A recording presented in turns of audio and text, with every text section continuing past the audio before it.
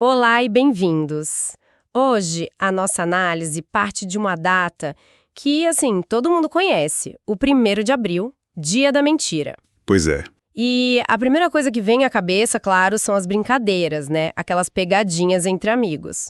Sim, as coisas inofensivas. Só que as fontes que a gente recebeu para essa conversa, elas propõem algo, bem diferente. Usar essa data que parece tão boba como ponto de partida para uma exploração muito mais séria sobre a nossa relação com a verdade.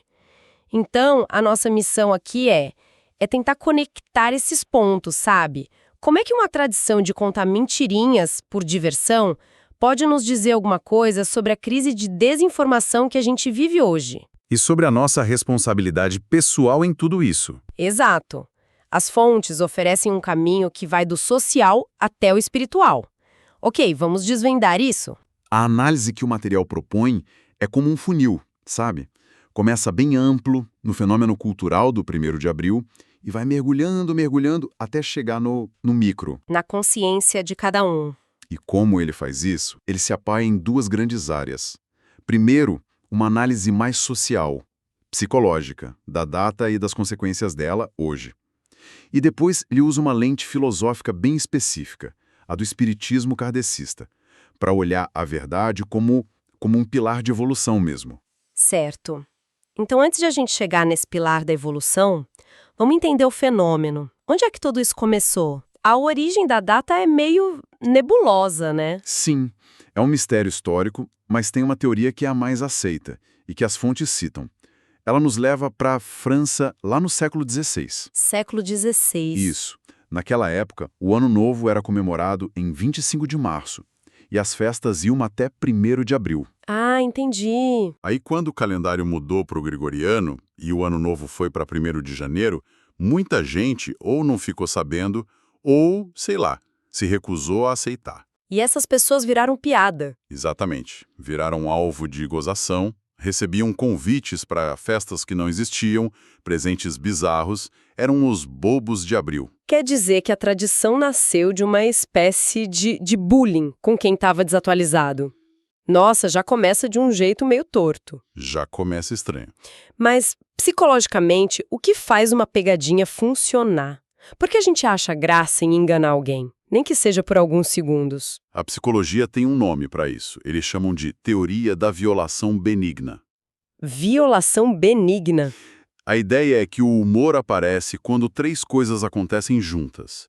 Primeiro, algo precisa violar a sua percepção de como o mundo deveria ser. Tipo, uma notícia absurda. Ok. Segundo, essa situação tem que ser vista como benigna, ou seja, inofensiva. E terceiro, as 2 coisas precisam acontecer ao mesmo tempo. O problema é que benigno é subjetivo. Completamente. E é aí que as fontes entram com força, porque essa percepção de benigno, ela é a armadilha. E essa é a armadilha. Eu lembro de uma vez na faculdade, um amigo espalhou que uma prova dificílima tinha sido cancelada. Por uns 5 minutos, foi assim uma euforia geral. Imagino. Aí ele gritou, 1º de abril. Alguns riram, mas quem tinha passado a noite estudando não achou graça nenhuma. A violação foi a mesma para todo mundo, mas o benigno dependia do seu nível de desespero. É uma linha muito, muito tênue. Precisamente. E é quando essa linha é cruzada que surgem as consequências que o material analisa. São 4 impactos diretos. Quais são? O primeiro, óbvio, gera confusão. Segundo, pode ferir sentimentos, como no seu exemplo. Terceiro, e esse é o mais danoso para os relacionamentos, quebra a confiança. Mesmo que um pouquinho, né? Sim, cada brincadeira deixa uma pequena rachadura. E por último, um ponto que o material trata como o mais perigoso hoje em dia. A mentira espalha desinformação. Peraí, desinformação? Isso muda tudo de figura. Muda. Não estamos mais falando de uma pegadinha entre 2 pessoas.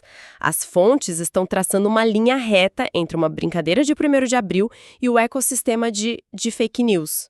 É essa a conexão? É exatamente essa a conexão.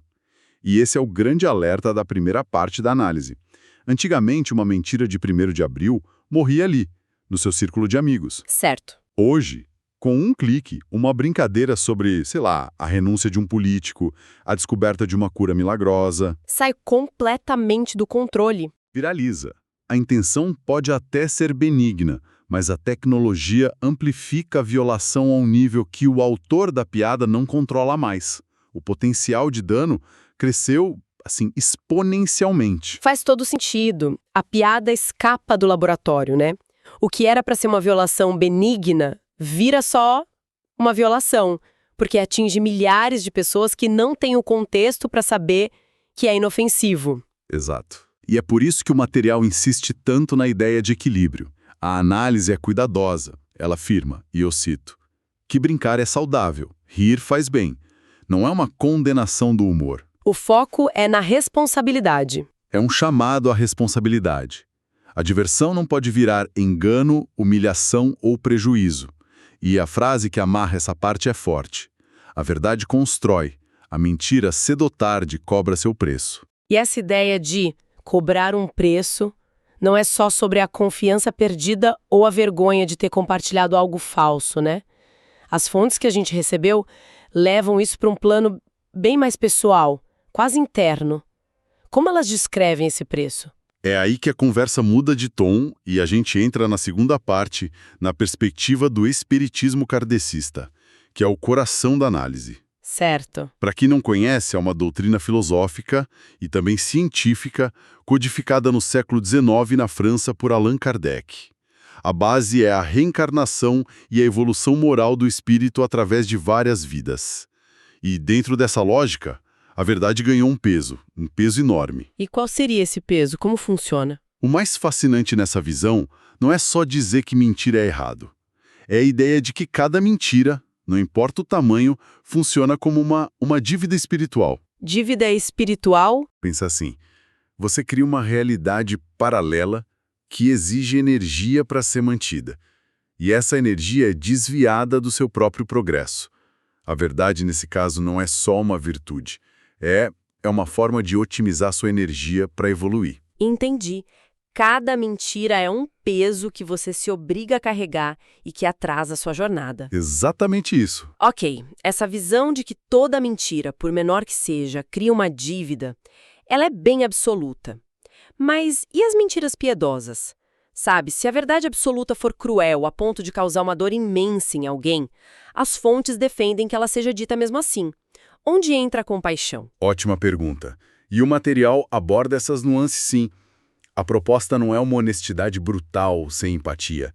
A ênfase está toda na intenção. Ah, na intenção. Uma coisa é mentir para ter uma vantagem, para se exibir, para enganar. Outra, completamente diferente, é você ponderar a forma e o momento de dizer algo para não destruir uma pessoa. Faz sentido. O princípio que guia o texto é que a diversão nunca deve estar acima do respeito e da consciência. A gente pode estender isso para a verdade nunca deve estar acima da caridade. A questão não é o que se diz, mas por que se diz. Entende. Então, voltando para o 1º de abril, a diversão consciente é permitida. A brincadeira que une, que gera risada mútua, é válida. A que humilha ou causador, mesmo que pequena, já seria um desses débitos energéticos. A intenção é a chave, então. E falando nas palavras que a gente usa, as fontes estão cheias de mensagens curtas, diretas. Uma que me marcou foi: a verdade liberta, fortalece e constrói. O que significa liberta nesse contexto? Liberta de quê? Liberta do fardo de sustentar a ilusão. A análise descreve a mentira como uma construção, frágil. Pense nela como construir algo com peças de gelo. Gelo. Sim, pode parecer sólido, bonito por um tempo, mas o calor da realidade, a necessidade de lembrar os detalhes, o medo de ser descoberto, tudo isso vai inevitavelmente derreter a estrutura. Exige um esforço mental e emocional constante. E a verdade? A verdade, por outro lado, é descrita como construir com pedra. É mais difícil, exige mais esforço no início, mais coragem, mas o que você constrói fica, permanece. Nossa! A libertação, portanto, é a paz de consciência. É caminhar sem o peso de múltiplas versões da realidade. Por isso, outra frase forte do material é: escolher a verdade é escolher a paz. Essa analogia do gelo e da pedra é ótima. E o material também tenta traduzir isso para uma linguagem mais do dia a dia, o que eu acho muito bom. Tem uma parte que diz: brincar é legal, enganar não é. Simples e direto. E tem outra que eu gostei muito. Ser verdadeiro é a atitude madura e sinal de evolução. Gosto disso porque reformula a verdade. Não é uma obrigação moral que vem de fora, mas um sinal de amadurecimento, um estágio que você alcança. Exatamente. Apresentar a verdade como um sinal de evolução transforma o que poderia ser um dever em uma meta de desenvolvimento pessoal. E isso nos leva à conclusão que a filosofia apresentada nas fontes oferece. E qual é? O texto finaliza dizendo que a verdade é um compromisso do espírito com a própria consciência. Veja como a responsabilidade é toda trazida para dentro. Não é sobre o que os outros vão pensar. Não é sobre regras sociais. É um acordo íntimo entre você e você mesma. Cada palavra sincera, continua a análise, fortalece a paz interior. Cada atitude honesta te aproxima do progresso moral, que é o objetivo da jornada. E a centralidade desse tema é tão grande nessa visão que o material inclui até uma oração espírita pela verdade, não é? Sim, e isso mostra que não é um conceito secundário. É a base de tudo. O que a oração diz? A inclusão da oração funciona como um marcador de importância. Ela pede força para viver na verdade, clareza para discerni-la e humildade para aceitá-la mesmo quando for difícil. Isso reforça a ideia da verdade não como um estado passivo, mas como uma prática ativa, uma busca diária. Então, o que tudo isso significa? Quando a gente junta todas as peças, a jornada que as fontes nos propuseram é, nossa, impressionante. É uma mudança de perspectiva. Total, a gente partiu de uma mudança de calendário na França, passamos pela psicologia de uma piada, conectamos com a crise global de desinformação e terminamos numa discussão profunda sobre consciência, energia espiritual e evolução. É uma ressignificação completa. De uma data que a gente costuma tratar como, sei lá, irrelevante. A síntese final é essa. O 1º de abril pode ser mais do que um dia para criar ilusões passageiras. Ele pode funcionar como um lembrete anual por uma escolha que, na verdade, a gente faz todos os dias. A escolha é entre a mentira e a verdade. A escolha é entre a leveza momentânea de uma mentira e a força sustentável da verdade. A mensagem principal não é para deixar de rir no dia 1º de abril. O convite é para refletir sobre o poder, o alcance e a responsabilidade de cada palavra que a gente escolhe dizer. Hoje e sempre. Hoje e em qualquer outro dia do ano. Como uma das frases finais do material amarra tudo, a verdade liberta, esclarece e conduz o espírito à evolução. Isso nos deixa com uma última reflexão. Uma parte daquela oração que você mencionou diz que devemos amar a verdade, mesmo quando ela exige esforço e humildade. E essa parte me pegou. É forte, né? Muito, porque a verdade nem sempre é fácil. Às vezes ela é inconveniente, outras vezes ela nos deixa vulneráveis. Então fica a reflexão, em que momentos do nosso cotidiano a verdade parece mais difícil de ser dita? Numa negociação, ao dar um feedback para alguém, ao admitir um erro. E o que a nossa escolha nesses momentos de dizer a verdade, de calar, de simplificar, de omitir, o que essa escolha revela sobre o que a gente realmente valoriza?